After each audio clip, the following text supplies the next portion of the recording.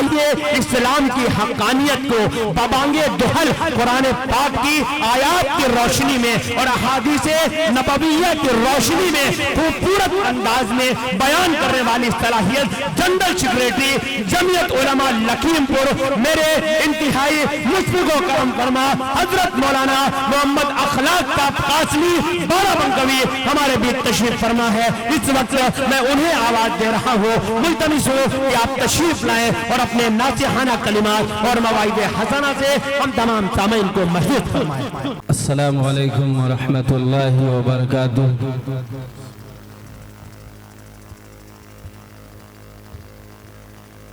अल्हम्दुलिल्लाहि नहमदुहु व नस्तईनुहु व नस्तगफिरुहु व नु'मिनु बिही व नतवक्कलु अलैहि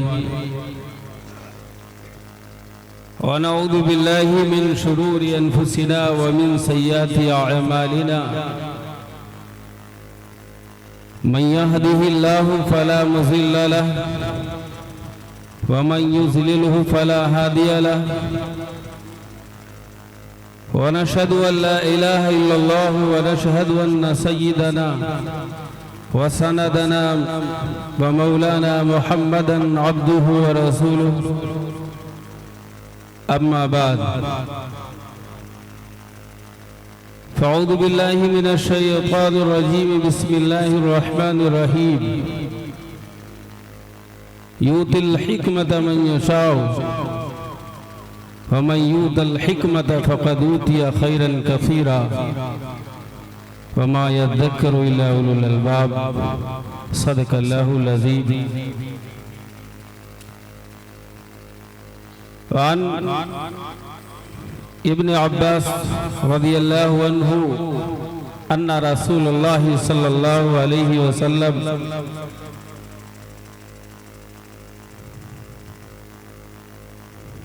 मन युरिदिल्लाहु बिही खैरन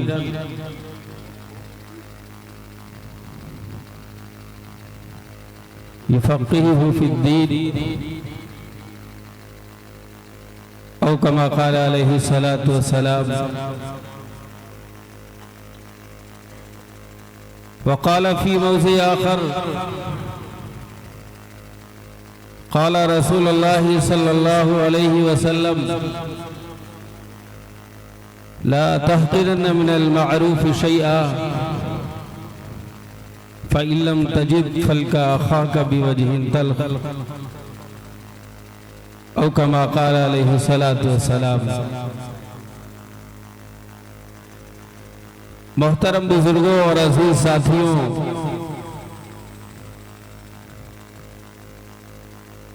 शरे शाम से आप इस तरीके से बैठे हैं जैसे लगता है किसी का इंतजार है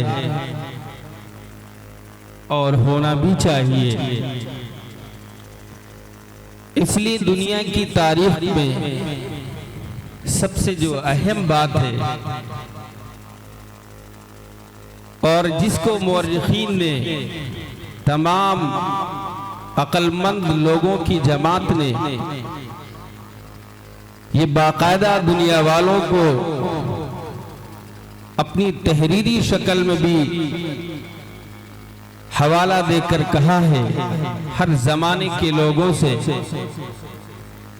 कि जिस कौम के अंदर एहसास नदामत खत्म हो जाता है वो कौम बहैसियत कौम के मिट जाती है। ये समझिए कि इंसान अपने जाती एतबार से दुनिया के अंदर चलता फिरता उठता बैठता है, लेकिन एक मिल्लत और एक समाज के एतबार से वो खत्म हो जाता है। मैं मुबारकबाद पेश करता हूं आपको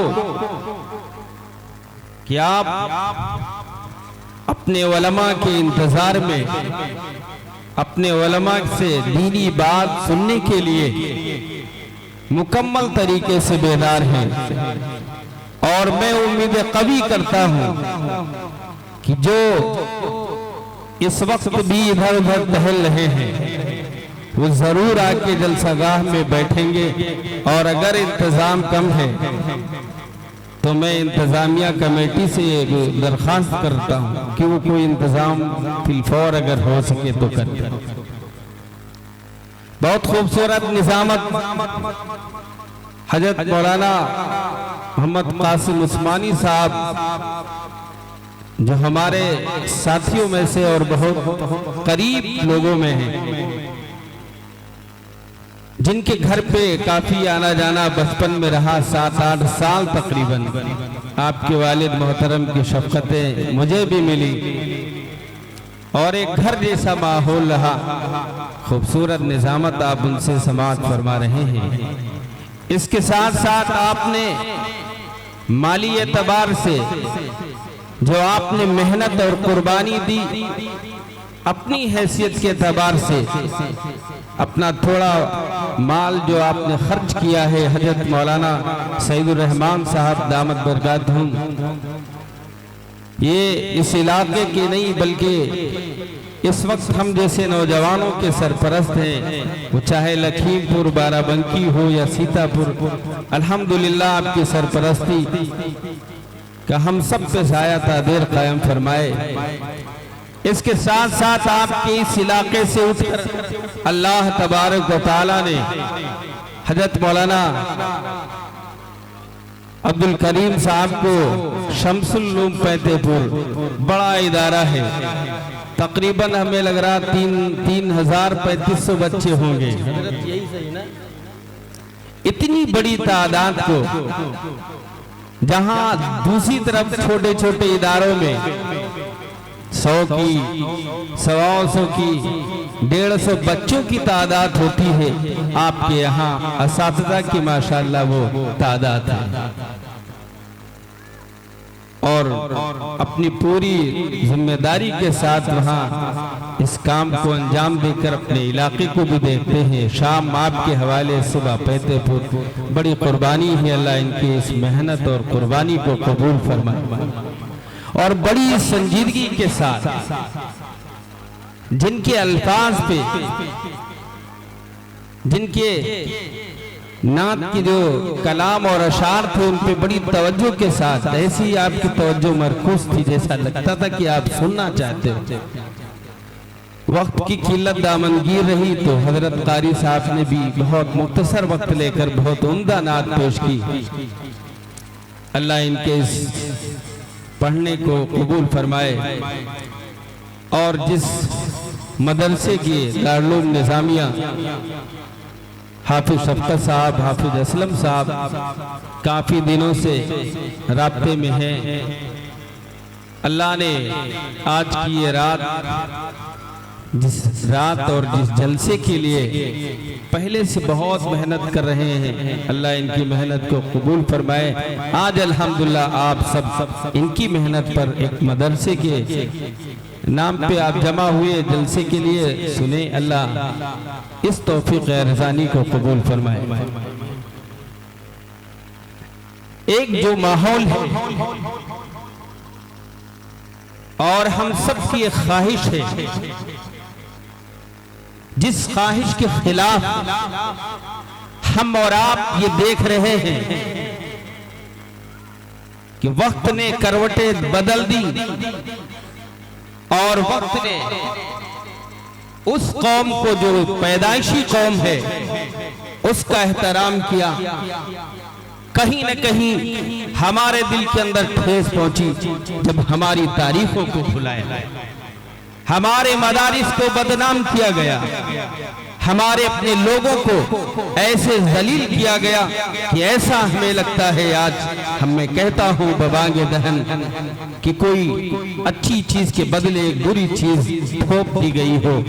लेकिन मेरे अजीज दोस्तों, यही वो मदरसे हैं जहां हम अपनी सफाई दे सकते हैं, हम अपने आप को तैयार करके कह सकते हैं अल्हम्दुलिल्लाह हमारे असलाफ ने कुर्बानी दी थी, हमारे बुजुर्गों ने कुर्बानी दी थी। इन्हीं मदरसों के अंदर पढ़कर आज भी हम इन्हीं मदरसों से तालीम लेकर इस मुल्क के लिए आइंदा जब जरूरत पड़ेगी कुर्बानी देने के लिए तैयार हैं। हमें जरूरत है ताजबत तारीख की जो आजमत होती है वो कौम जिसकी तारीख लिखी जाती है इन सफहात पे गौर नहीं करती। हमारी बुलंदी क्या है, हमारा उरूज क्या है, हमारी इंतहा क्या है, यकीनन वो नहीं सोचती है। लेकिन हालात वो आते हैं, वक्त वो आता है कि इंसान अपने उरूज के साथ ज़वाल का भी सफर करता है। ये तारीख का बाकायदा उसूल है, अब तक की यही तारीख चली आई है। तो हमें और आप के दिल के अंदर, आप और हमारे जो दिल के अंदर एक चीज है, आज उसको निकालना होगा और ये अहद करना होगा आज के इस तारीखी जलसे से इंशाअल्लाह हम मायूसी हाथ नहीं आने देंगे। जब भी कोई जरूरत पड़ेगी इन मदरसे वालों से, इन उलमा से, इन दीनी जिम्मेदार लोगों से हम राब्ता करके पूछेंगे कि हमें मुल्क की किस तरीके से जरूरत है और इंशाअल्लाह पूरी करोगे इंशाअल्लाह। अल्लाह आप सबकी मेहनतों को कबूल फरमाए। मैंने कुरान की एक आयत पढ़ी, अल्लाह तबारक व तआला ने दुनिया के अंदर कितने लोगों को पैदा किया। जब मुसलमान तादाद की जनगणना होती तो इस जनसंख्या की जो तादाद निकल कर आती है तकरीबन 2 अरब, 1 अरब 90 करोड़, तकरीबन 2 अरब। हो सकता है जनगणना के अंदर कहीं कमी और ज्यादती होती हो, लेकिन लिखने वाले लिखते तकरीबन 2 अरब। कितनी बड़ी तादाद हमारी और आपकी है। इन बड़ी तादाद के जमातों के अंदर अल्लाह जिस पर खास नजर करता है उनको इनका सरदार बनाता है।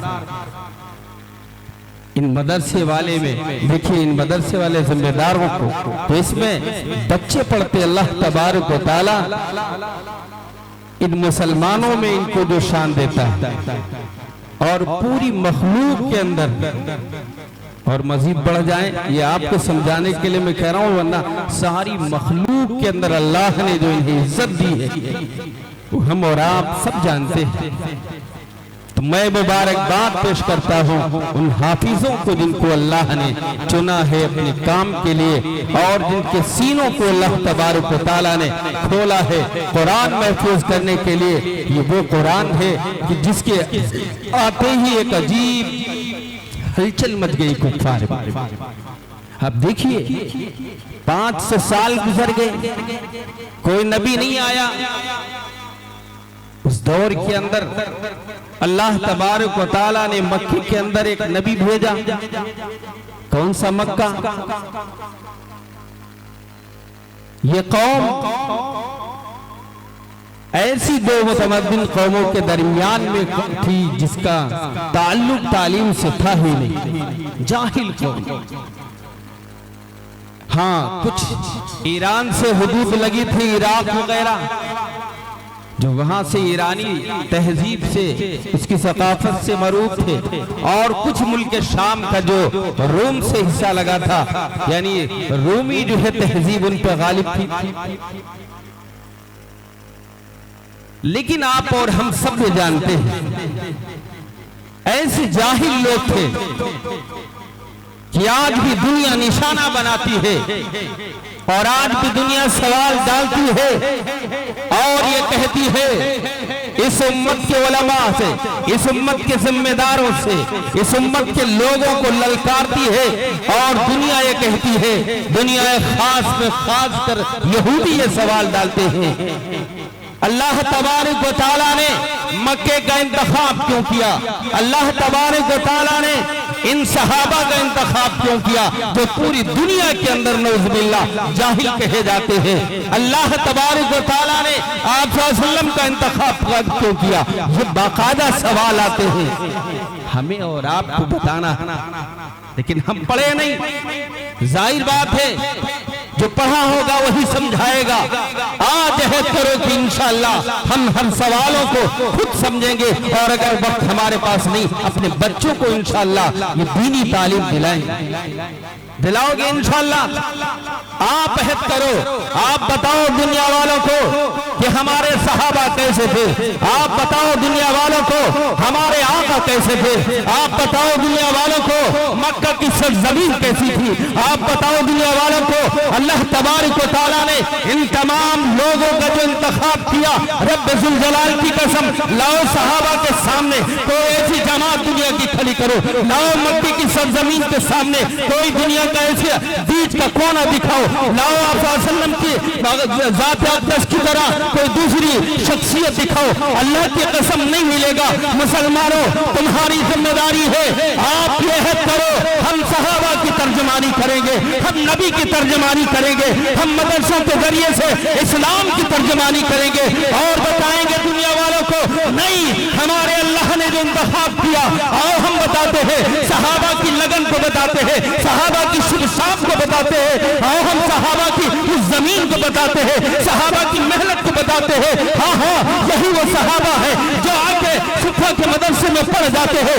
हमें तारीख याद है, तुम्हें याद न हो, मैं याद दिलाता हूँ, ये वो मदरसे हैं जो आप वसल्लम की ज़ात मुबारक से मिलते हैं, वहाँ के दौर से मिलते हैं। आप देखिए अबू बकर सिद्दीक रज़ियल्लाहु तआला अन्हु का वो घर है, घर के सामने चबूतरा है, चबूतरे पे चंद लोग हैं, यानी सैकड़ों नहीं है, तादाद 10 की भी नहीं है, 2-4 लोग हैं, खुला मैदान है, आप चबूतरे पे बैठ जाते हैं, तो सारे मक्का सामने आकर कहते हैं, अबू बकर बताओ तो सही क्या पढ़ रहे हो, कौन सा कलाम है, कौन सी किताब है। हज़रत अबू बकर सिद्दीक रज़ियल्लाहु तआला अन्हु को कुरान खुद याद नहीं है, क्या बताए, अभी तो कुरान का सबक याद कर रहे हैं, चंद सहाबा है, लेकिन कुर्बान जाओ हमारे इन सहाबा पर, हमारे इन सहाबा की लगन पर, हमारे इन सहाबा की मेहनत पर, वो कुरान पढ़ते गए, सहाबा सीखते गए, कुफार मक्का जुल्म उठाते गए। आज की तरह जैसे मदरसा एक्ट को गलत कहा जा रहा है, खत्म किया जा रहा है, उस दौर को हम देखते हैं, हमें तसल्ली होती है, वो सारे कुफार उन पर टूट पड़े, कुर्बान जाओ अबू बकर सिद्दीक रज़ियल्लाहु तआला अन्हु पे कुरान का पढ़ना नहीं छोड़ा, सहाबा ने कुरान से अपना ताल्लुक नहीं तोड़ा, एक एक वही को अपने सीनों के अंदर महफूज किया। और मदरसा यहाँ से उठता है और यहाँ से उठकर ये दारे अरकम की शक्ल लेता है, वहाँ तादाद 40 की तकरीबन होती है, वहाँ वो तादाद भी कुफार को देखी नहीं गई, वहाँ भी परेशानियां हुई। अगर ये कुरान को पढ़ने वाले, कुरान को सीखने वाले ये तादाद में बढ़ते गए, एक दौर आएगा मक्के पे हुकूमत करेंगे, हमारे दिलों को जीत लेंगे, हमारे अपने लोग पराये हो जाएंगे, भाई भाई में झगड़ा हो जाएगा। लेकिन देखते देखते अल्लाह को मंजूर देखे क्या था, अल्लाह तबारक व तआला ने वो छोटी सी तादाद कबीलों में गई, वहाँ देखे मुल्कों का सफर किया, हफ्सा गई, वहाँ भी घरों में मदरसा कायम कर दिया। अल्लाह तबारक व तआला ने यह सिलसिला मजीद चलाया, मदीना गए, वहाँ भी देखे सुफा की शक्ल नहीं, वहाँ भी देखे मस्जिद खुदा के अंदर भी दर्स लगे, वहाँ मदीने के घर वालों में आप तालीम देखिए, वहाँ एक एक घर के अंदर तालीम होती थी, लोग कुरान सीखते थे, लोग कुरान सिखाते थे। अल्हम्दुलिल्लाह इसी सुन्नत को अदा करते हुए आज हाफिज शफकत साहब ने यह मदरसा चलाया, इलाके में हजारों मदरसा। मैं आपसे कहता हूँ, आप दुनिया के किसी मुल्क का मुआयना करो, इन्हीं मदरसा की देन है, इन्हीं मदरसा का ये जलवा अल्हम्दुलिल्लाह कि हम सबके सरों पे टोपी जैसे चमकती किसी दूसरे मुल्क के अंदर नहीं चली। ये हमारे मुल्क की देन, हमारे इन मदरसा और इन उलमा की देन है कि आज जिस तरीके से हिंदुस्तान के अंदर टोपियां चमकती हैं, ईमान पे कायम हो, जिस तरीके से आपको फंडामेंटल राइट हासिल है, अल्लाह का शुक्र है। किसी दूसरे मुल्क के अंदर ऐसे न तो मदारिस मिलेंगे और न मदारिस में ऐसे पढ़ाने वाले। ये वो मदरसे, ये वो मकतब है जो आज हमें इतने मामूली लगते हैं कि अरे ये तो मकतब है, ये तो कुरान के पढ़ने वाले पढ़ाने वाले। मालूम है कुरान क्या चीज है? आप देखिए आसमान कितना बड़ा, ये पहाड़ कितने बड़े, ये दुनिया की बड़ी बड़ी चीजें कितनी बड़ी है, अपनी मिसाल है, लेकिन अल्लाह का कलाम लेने से इनकार कर दिया। हिम्मत नहीं थी, ताकत नहीं थी। ये मासूम का दिल छोटे छोटे हाफिज हैं, इनके दिल अल्लाह तबारक व तआला ने चुना, उनके दिल के अंदर ये चीजें डाली, तो ये वहां से सुन्नत चलती है। आप सब अहद करो कि इंशाअल्लाह हम अपना ताल्लुक मदरसे से इतना मजबूत करेंगे, इतना मजबूत करेंगे कि कोई हमसे सवाल इस तरीके से नहीं करेगा, बल्कि हमारा खुद अखलाकी फरीदा होगा। हम मदरसों के जिम्मेदारों के पास जाए और उनसे पूछे कि भाई जरूरत तो नहीं कोई, ये हमारी आपकी जिम्मेदारी है। अखलाकी फरीदा समझकर आप मदरसे के जिम्मेदार के जो भी हैं उनके पास जाकर पूछे कि हमारी कोई जरूरत तो नहीं। ये दिली सवाल करती मैं आज ये कर रहा था, आपके पास जो असासा है, आपके पास जो तालिब इल्म की मिसाल है, आपके पास जो नमूने हैं, आपके पास जो खजाना है, अल्लाह की कसम किसी भी तारीख के किसी भी जो है यूनिवर्सिटी और कॉलेजेस के अंदर ऐसे तालिब इल्म नहीं मिलते जैसे हमारे इन मदरसों में। मेहनत करने वाले हो, जद्दोजहद करने वाले हो, ये तालीम की जो लगन आप सल्लल्लाहु अलैहि वसल्लम और तमाम सहाबा ने असलाफ के सीना बाद सीना जो मुंतकिल किया हम तक पहुंचा, अल्लाह की कसम किसी कॉलेज और यूनिवर्सिटी के अंदर नहीं मिलेगी। ऐसे ऐसे तालिब इल्म, एक बहुत से तालिब इल्म है, मैं बहुत वक्त ज्यादा आपका इंशाअल्लाह नहीं लेंगे। हजरत बकरुद्दीन रहमहुल्लाह उन्नीस के रहने वाले हैं, 21 साल की उम्र है, 21 साल की उम्र है, अंदलुस के रहने वाले हैं, जहां की सरजमीन में अभी बहुत ज्यादा दीनी एतबार से हरकत नहीं आई थी, लेकिन कुछ सुन रखा था कि कोई है बगदाद के अंदर जो आप सल्लल्लाहु अलैहि वसल्लम की हदीसों का दर्स देता है। वही अहद किया कि इंशाअल्लाह हम वहां जाएंगे और हदीस नबवी का इल्म हासिल करेंगे। ये नियत कर ली जवानी के खास बिल्कुल 21 साल की उम्र थी, जहां बहुत सारी रानाइयां होती हैं, बहुत सारी रंगीनियां होती हैं, ऐसी बदमस्तियां होती हैं कि आप अपने माशरे के जवानों को देख सकते हैं। रात का काफी हिस्सा हो जाता है, व्हाट्सएप और मोबाइल नहीं छूटता, ट्विटर नहीं छूटते, फतवे देना नहीं, सब मुफ्ती भी है। कोई मसला आया फौरन उस मसले को आगे फॉरवर्ड किया, मुफ्ती भी बन रहे हैं। बताओ, वालिद मोहतरम सख्ती कर रहे हैं, वालिद मोहतरम के शान में गुस्ताखियां हो रही है इस नौजवान से। बेटी भी, बेटे, अभी जैसा कि मौलाना साहब ने बताया, बहुत सारी हमारी माएं और बहनें मुर्तद हो गई और दूसरे इल्जाम देते हैं लव जिहाद की शक्ल में। मैं तो कहता हूं हमारे अल्लाह ने कुरान के अंदर बहुत पहले ऐलान किया, किसी भी गैर मजहब से शादी करना जायज नहीं है, दुरुस्त नहीं है। हम नहीं कहते हैं कोई हमारा नौजवान जाए और गैर मजहब वालों को लाए, नहीं, तुम्हें कुरान ये दर्श देता है, कुरान ये हुक्म देता है, मोमिन हो, मोमिन औरत से शादी करो, किसी दूसरे शादी करने की इजाजत। अल्लाह हम सबकी हिफाजत फरमाए, आप सही मानों में तर्जुमानी करने वाले बने। मैं अर्ज कर रहा था, इस नौजवानी की उम्र के अंदर ऐसे काम उठाने बहुत मुश्किल होते हैं, लेकिन उठाने का इरादा किया, इरादा पक्का था, चल दिए, मजबूत इरादा रेकल बढ़े, लेकिन समंदर था बीच में हायल, कैसे वो चलते, उनके पास कागजात भी नहीं थे, सिर्फ तलब थी। एक और मसला है, इल्म की जो बुनियाद होती है वो अलिफ और बिस्मिल्लाह नहीं, बल्कि बच्चे की तलब और शौक से शुरू होती, इब्तदा यहां से होती है। मौलाना अबुल हसन साहब नबी रहमतुल्लाह ने लिखा, इल्म की जो इब्तदा होती है, जो शुरुआत, वो तलब और शौक से। बच्चे के अंदर शौक पैदा हो गया, अब वो मदरसा जाने के लिए बजिद होता है, नहीं हम पढ़ने जाएंगे, ये अलग बात है। 2 दिन के बाद वो डर के मारे फिर बैठ जाता है, लेकिन शौक पहले पैदा होता है। वो शौक के अंदर था। बहरहाल वो नेक इरादा करके कैप्टन के पास आए जो जहाज चलाने वाला था। उस वक्त बादबानी कश्तियों की शक्ल थी, हवाओं के रुखों पे कश्तियां चलती थी। आके कैप्टन से कहने लगा मुझे बगदाद जाना है। कहने लगे हजरत बगदाद जाना है, कागजात भी नहीं है। ऐसी इंक्वायरियां उस वक्त नहीं होती थी। बहरहाल कैप्टन ने कहा ठीक है सवार हो जाओ। सवार हुए, महीनों का सफर तय किया। पहली बार जा रहे हैं, नया शहर है, अजनबी हैं, समंदर की हिचकोलियां और ये बादबानी कश्तियां हवाओं के रुखों पे चलने वाली, पता नहीं जाने कब मंजिल इनको नसीब हो इनकी। इसलिए हवाओं का रुख थोड़ा सा अगर बदला मंजिल बहुत दूर हो जाती थी। उस वक्त कई महीनों के बाद ये पहुंचे वहां। बीच में परेशानी, बहुत ज्यादा परेशानी, उल्टियां भी हुई, पानी भी कम पड़ा जिसमें, लेकिन ये सारी मशक्कतें आप सल्लल्लाहु अलैहि वसल्लम की मोहब्बत में बर्दाश्त की और करते हुए वहां जब इनको किनारा मिला, बगदाद के तरफ शहर जो है शहर की तरफ जाने लगे। थोड़ा आराम किया, फिर उसके बाद जब चलना शुरू किया, एक शौक था कि बगदाद में जामा मस्जिद में जाकर इमाम अहमद बिन हंबल रहमतुल्लाह का दर्स सुनेंगे। एक शौक था दिल के अंदर। जल्दी से उठे और फिर अपनी मंजिल की तरफ रवा दवा हुए। रास्ते में एक साहब से मुलाकात हुई। सलाम दुआ करने के बाद पूछा कि भाई किधर का इरादा, कहाँ जा रहे हो?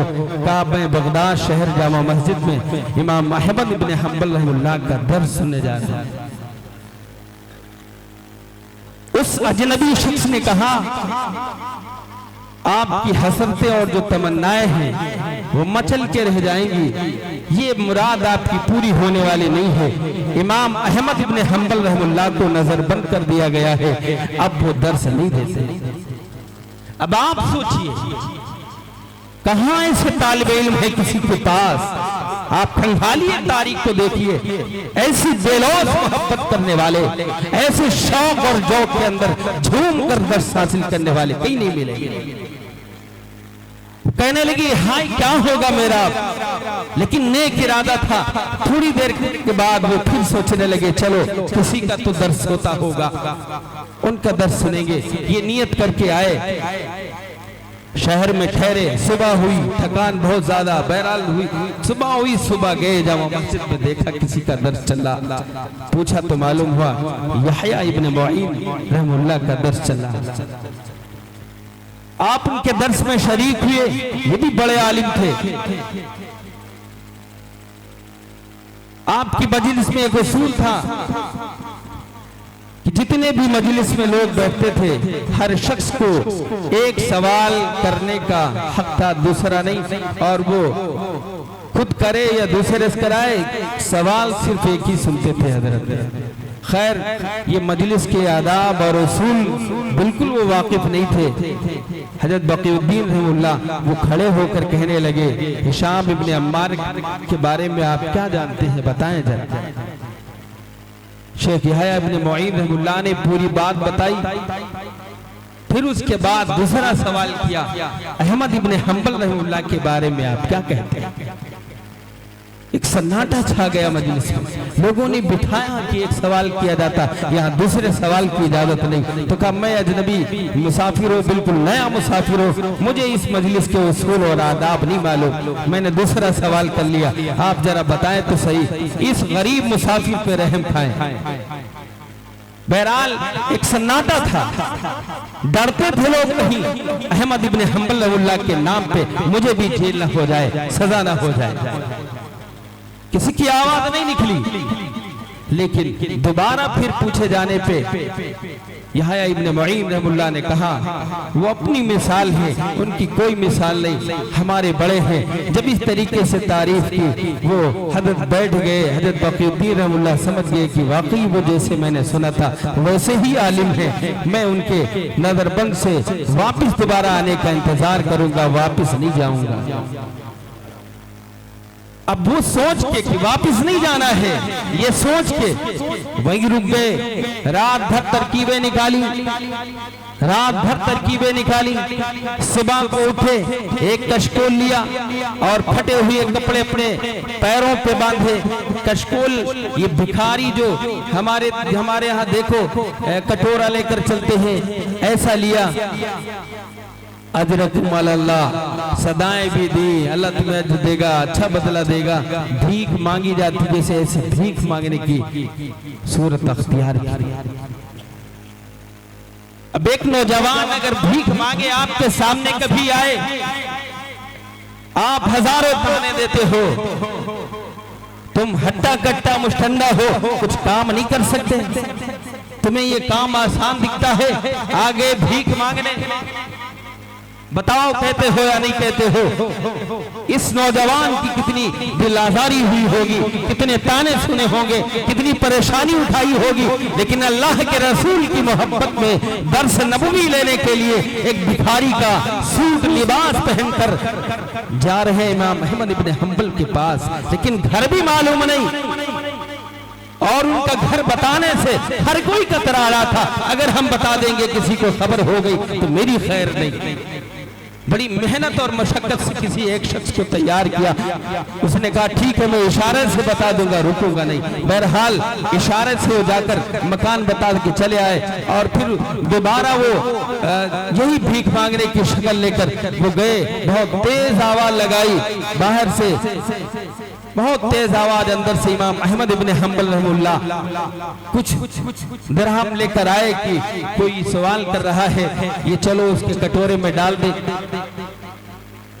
जो ही हज़रत इमाम अहमद इब्न हंबल रहमुल्लाह कटोरे में डालने लगे, कहा नहीं, मैं इसका साइल नहीं हूं, मैं भीख लेने नहीं आया हूं, हजरत मैं आपका दर्द सुनने आया था, लेकिन आप नजरबंद हैं, एक मुझ पर रहम कर दे। मैं अंदुलुस से आया हूं, बड़ी दूर से आया हूं, आप रोज ही मामूल बना ले, मैं रोज इसी तरीके से लोगों से भीख मांगता हुआ आपके करीब आ जाऊंगा, आपके दरवाजे पे सदाएं लगाऊंगा, आप पैसे नहीं देंगे मुझे, आप सिर्फ दो चार हदीसें उस वक्त तक जब तक कि आपको खतरा ना हो, कोई आ रहा है आप पढ़ाते रहे, मैं इसी तरीके से पढ़ता रहूंगा। कुर्बान जाओ ऐसे तालिबे इल्म पर एक दिन नहीं, 2 दिन नहीं, 1 महीना नहीं, 2 महीना नहीं, पूरा साल इसी तरीके से भीख मांग मांग कर, जिसने हदीसें पढ़ी हो, जिसने भीख मांग मांग कर अपने बड़ों से फैज़ हासिल किया हो, जिसने भीख मांग मांग कर पूरे साल आप सल्लल्लाहु अलैहि वसल्लम की मोहब्बत में इमाम अहमद इब्न हंबल के दरवाजे पे दस्तक दी हो, बताओ ऐसा तालिबे इल्म कहाँ है? आप सवाल करो इन दुनिया वालों से, मैं जानता हूँ तुम्हारी तारीख क्या है, मैं जानता हूँ तुम्हारे कॉलेज में पढ़ने वाले तलबा कैसे हैं, मैं जानता हूँ हमारे पास कितने कीमती लोग हैं, मैं कहता हूँ एक भी शख्स कोई दिखाओ हज़रत बक़ीउद्दीन रहमुल्लाह की तरह।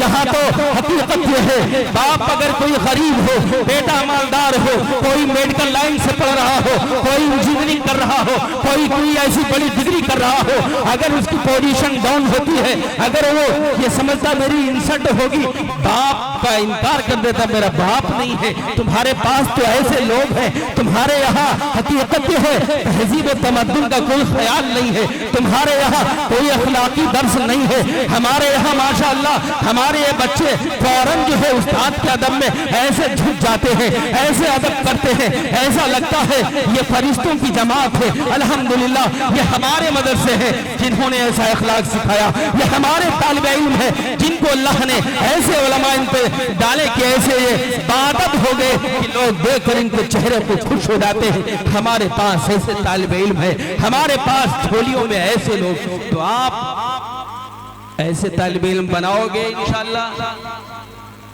और फिर उसके बाद जो दर्स हुआ, कुछ दिन के बाद इमाम अहमद इब्न हंबल रहमुल्लाह आजाद भी हुए।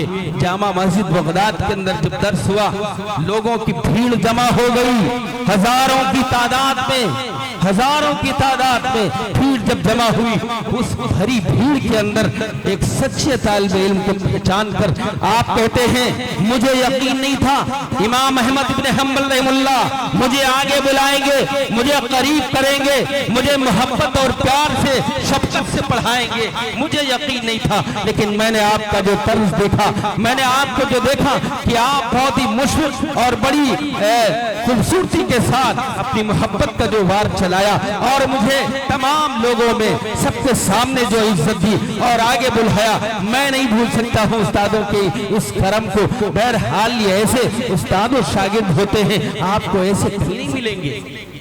आप जाना चाहो जाओ, लेकिन ऐसे मदरसे में अदब करने वाले आपको नहीं मिलेंगे। मैं इनसे इससे वंचित भी नहीं करता हूं कि आप राइट टू न्यू एजुकेशन के खिलाफ जाएं, आप पढ़ें, आप पहले अपना ईमान मजबूत कर लें, आप अपने आप को मजबूत कर लें, उसके बाद जाएं।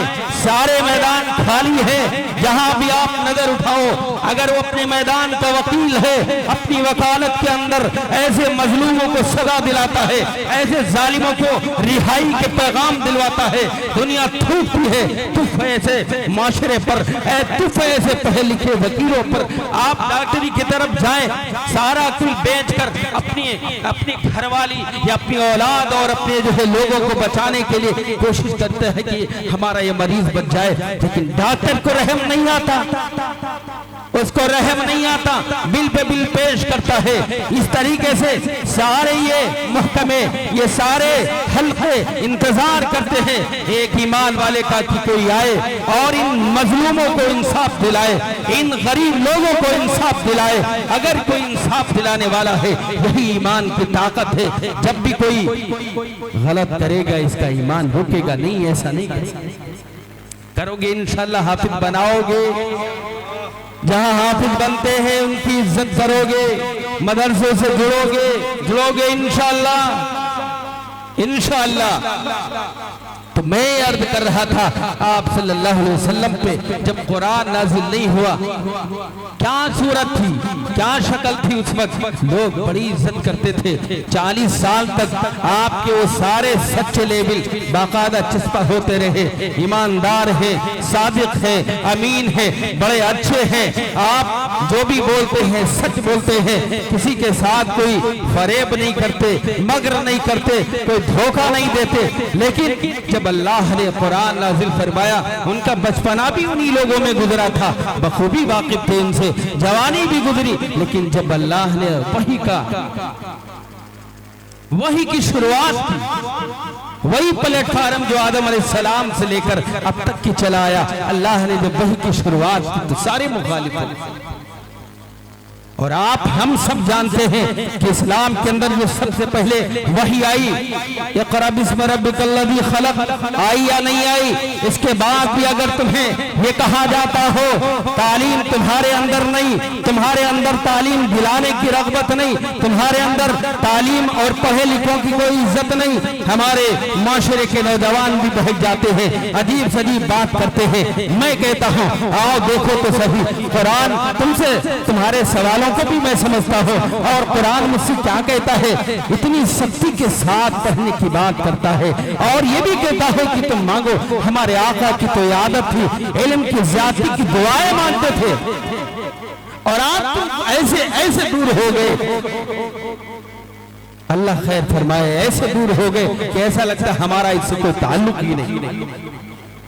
करो इंशाअल्लाह, हम अपने बच्चों को तालीमी इदारों से जोड़ेंगे, बुनियादी तालीम जो बेसिक ये दिलाएंगे, और फिर उसके बाद असली तालीम भी दिलाएंगे। जब भी दुनिया को सवाल करेगी तो हम दबाएंगे धन ये कहेंगे कि हमारा रब जिसने मक्के का इंतखाब किया, आप सल्लल्लाहु अलैहि वसल्लम का इंतखाब किया, सहाबा का इंतखाब किया, उनको खुसूसियात क्या थी, हम और आप सब बताएंगे।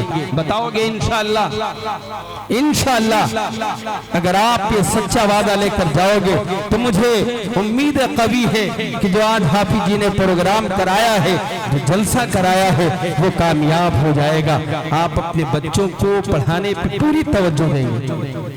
हाफिज शराफत साहब भी अभी बैठे हैं, बेहतरीन आपको नात सुनाएंगे, आप सुनेंगे। फिर उसके बाद आपके महबूब आलिम हजरत मौलाना अब्दुल्ला सालिम साहब तमन चतुर्वेदी आपके सामने मुख्तलिफ ज़बानों में अपनी बात रखेंगे। आप, मुझे उम्मीद है कि आप सब इसी तरीके से बैठे रहेंगे, बैठे रहोगे इंशाअल्लाह।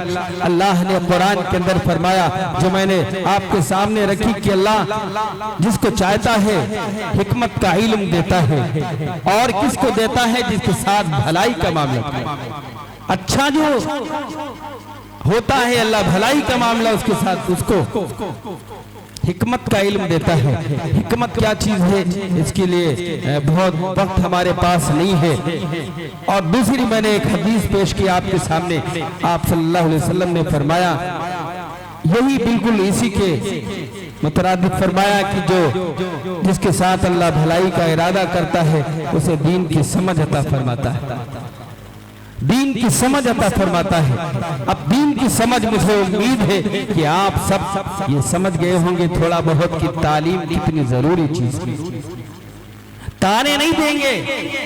हमारा अभी रमजान आ रहा है, रमजान का मालदार लोगों का एक उसूल है, जब मौलाना साहब रसीद लेकर पहुंचेंगे, हजरत आपकी पिछले साल की रसीद थी, तो आप कहते हैं कि आप बताएं कितने की थी, 500 की, 200 की। आप तखमीने के एतबार से, अंदाजे के एतबार से ज़कात निकालते हो, अंदाजे से ज़कात नहीं निकाली जाती। आप वही ज़कात दीजिए जितना आपके माल पे ज़कात बनती है। आपको जरूरत नहीं है आप इस्लाम पे कोई एहसान करो कि हमने ज़कात में इतने दे दिया, 2500 बनते थे मैंने 5000 दे दिया। नहीं, अल्लाह को जरूरत नहीं है। आप 2500 बनती है, 2500 दीजिए, लेकिन तुम्हारा ये अमल बताता है तुम अपने इल्म के साथ अमल नहीं कर रहे हो, बल्कि जिहालत की चीज है। पिछले साल तुम्हारी 500 की थी, कोई जरूरी नहीं है इस वक्त जो तुम्हारी पोजीशन हो वो वही हो जो पिछले साल की थी। मालदार भी हो सकते हो, गरीब भी हो सकते हो। पिछले साल 1 ट्रक था, इस साल 2 ट्रक हो सकते हैं, 10 ट्रक हो सकते हैं, और ये भी हो सकता है कि 10 चक्का 18 थे, अब 1 भी नहीं है। मालदार और गरीब तो पल भर में लोग होते हैं। आपने देखा भी होगा वो तुर्की कैसे लोग थे, वहाँ क्या ऐशो इशरत की जिंदगी थी, लेकिन 45 सेकंड का एक लम्हे का जो जलजला आया, सब ऐसे जमींदोज हुए, सब ऐसे मिट गए, ऐसे बादशाह जमी खा गई आसमां कैसे कैसे, ऐसे लोग, ऐसा लगता था कभी ये मालदार थे ही नहीं। आप अंदाजे से क्यों ज़कात निकालते हो? जितनी आपकी बनी है उतनी बताओ कि भाई मेरी पिछले साल हैसियत 500 की थी, इस साल मेरे पास माल कम है, इस साल मौलाना साहब 300 है, 300 रख लो। या आपका माल अगर बढ़ा हो, आप बताओ कि मौलाना साहब इस साल मेरा माल थोड़ा बढ़ गया है, ये 500 से 700 की कर दो। आपका ये अमल मुझे एहसास दिलाएगा कि आप अपने इल्म के साथ अमल पे कायम हैं, वरना लगेगा कि मुकम्मल जाहिल हो। और ये अमल कोई ऐसा मामूली नहीं है। कुर्बान जाओ इन मदरसे के चलाने वालों को, मैं कहता हूँ आप एहसान मानो। आप अगर इन हाफिजों को चाहो कि हम इज्जत दे दे, आप चाहो इन हाफिजों को हम सोने से तौल दे, आप अगर चाहो आप हाफिजों को इन जो है बादशाहों के खजानों से तौल दे, रब जुल जलाल की कसम आप इन्हें तौल नहीं सकते। दुनिया का सारा खजाना एक पल्ले के अंदर हो, दूसरी तरफ हाफिज हो, यह हाफिज का पल्ला बढ़ जाएगा। ये पल्ला कोई माने नहीं रखता, इसलिए कि इसका बेहतरीन बदला अगर कोई देने वाला है वो मेरा रब है, मेरा मौला है। इस दुनिया के अंदर इस कुरान का बदल कोई नहीं दे सकता है। अगर कोई बदल देने वाला है तो मेरा रब और मेरा मौला है। बैठिए, इंशाअल्लाह भी हजरत का बयान होगा, आप सुनेंगे। बिल्कुल आपकी निगाहें जो ललचाई हुई है, आप मुकम्मल तरीके से आप रूबरू होंगे। 1-1.5-2 घंटा आप सुनेंगे। आप ही के लिए आपने जहमत उठाई है।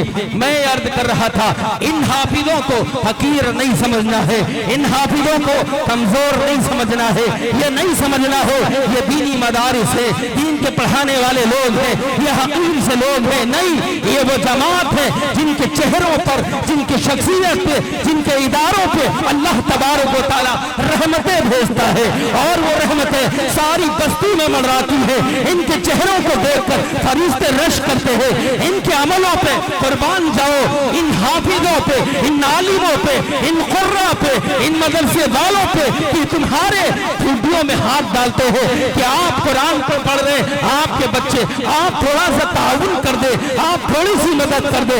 मैं तो कहता हूँ अगर कोई ज़कात लेने वाला ना हो, अगर कोई ताउन लेने वाला ना हो, आपके पास न जाए, आपका ईमान इतना गिर चुका है, आप माल में एक टके की भी चीज निकालने वाले नहीं। आप देखिए किसानों को, कोई किसान किसी आलिम से नहीं पूछता कि भाई तुम्हारा हो या ना हो अलग बात है, लेकिन कोई किसान ये नहीं पूछता है मौलाना साहब हमारे पास गेहूं की फसल तैयार है, हमारे पास धान की फसल तैयार है, आलू की फसल तैयार है, बताओ क्या इसमें भी कुछ अल्लाह के रास्ते में निकाला जाएगा? कोई किसान पूछता मौलाना कासिम साहब? नहीं पूछता। दीवाना भी कुछ सोच के दीवाना हुआ है, अगर पूछेगा तो उसको ज़कात निकालनी पड़ेगी। बहरहाल वक्त बहुत ज्यादा है। अल्लाह तबारक व तआला इन चीजों पे जो मैंने आपके सामने रखी है अमल करने की तौफीक अता फरमाए। अल्लाह इस मदरसे को दिन दुगनी रात चौगनी तरक्की अता फरमाए।